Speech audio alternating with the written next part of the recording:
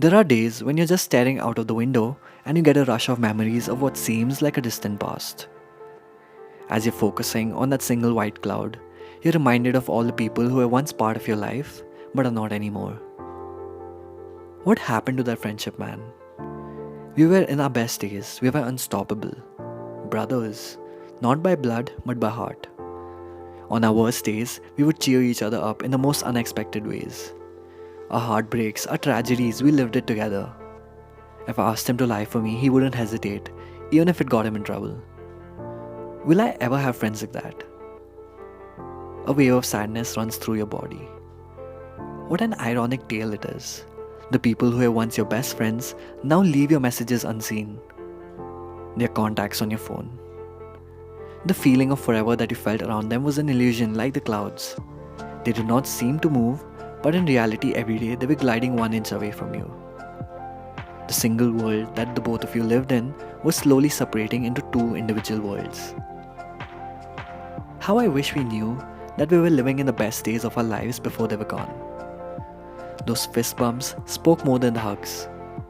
What I would give to be able to bump fists again one last time.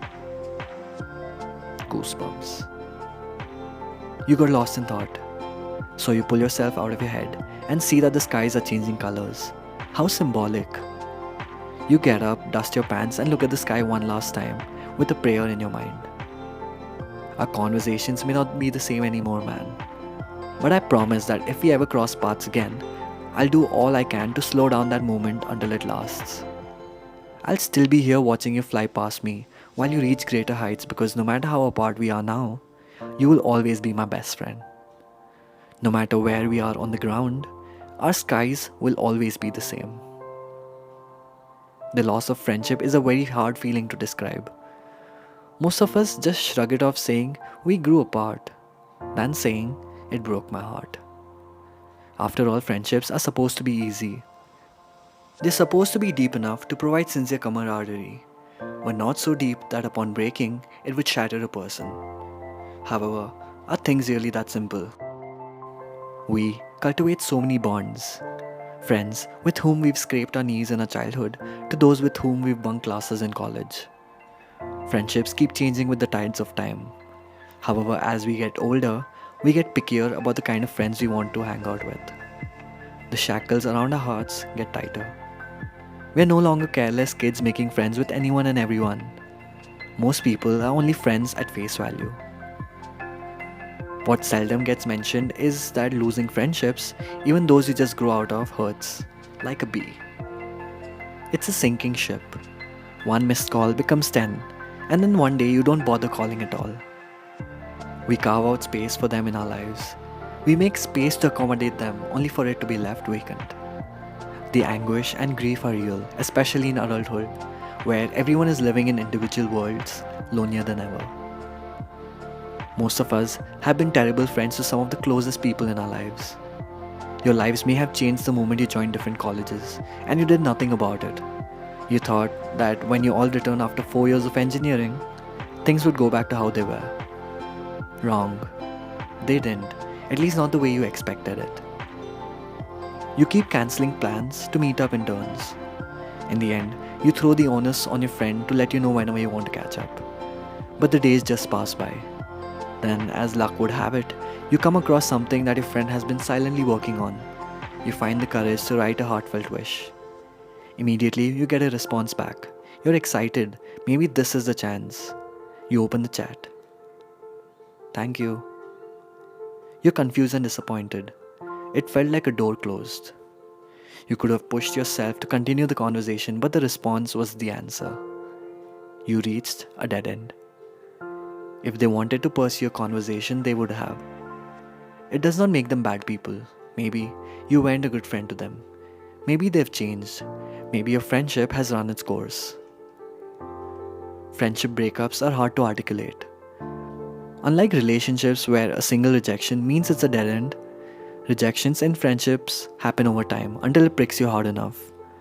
The constant disappointment hurts way more than a simple rejection, and yet it is given the least amount of care.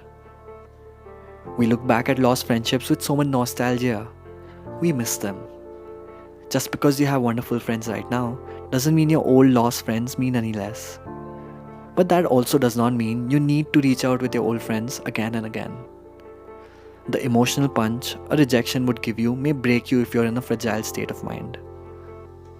I can vouch for that. I've been a bad friend to a lot of my friends. I used to vanish the moment my life took me on a different path. It took me so long to realize that I'm losing some of my best friends this way. I assumed that everything would be alright and it would make sense and we would still be the same. But it never got there. Unfortunately, by the time I started reaching out to them, the rejection made me feel so small. I did not need that in my life, but I had to try. I just wanted to grasp one of my old friends and make it right, at least one. On the brighter side, I hope that understanding this complex feeling will help me change the way I look at friendships. If you're missing a friend you've lost in touch with, and you're thinking about reconnecting, I support you. Just do it, apologize. Don't put it off. We all screw up, we hurt people sometimes. It isn't easy, and we can't control them to forgive us. But life is short, and people can really surprise you sometimes. However, don't forget to take a look at all the people around you right now.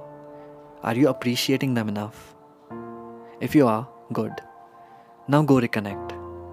But remember that if you're feeling exhausted or rejected even after trying, it's not meant to be. You were brave, you tried. I know it's not easy, but you have to let it go now. Friends occupy so much of our lives that it's easy to forget their importance. So while your friends are within your reach, appreciate the bravery of loving your friends with all your might, knowing that it may very well be temporary. Appreciate the grief. It means that your love for them wasn't weak. Appreciate the people who held on. Don't spend too much time thinking about how could things get so bad. Don't wonder if they still think about you. Don't wonder if they open your chat and feel empty. Instead of looking at lost friendships with resentment and guilt, be grateful for those beautiful years of friendship. We've all lost people this year. We've all had bad friends or been bad friends.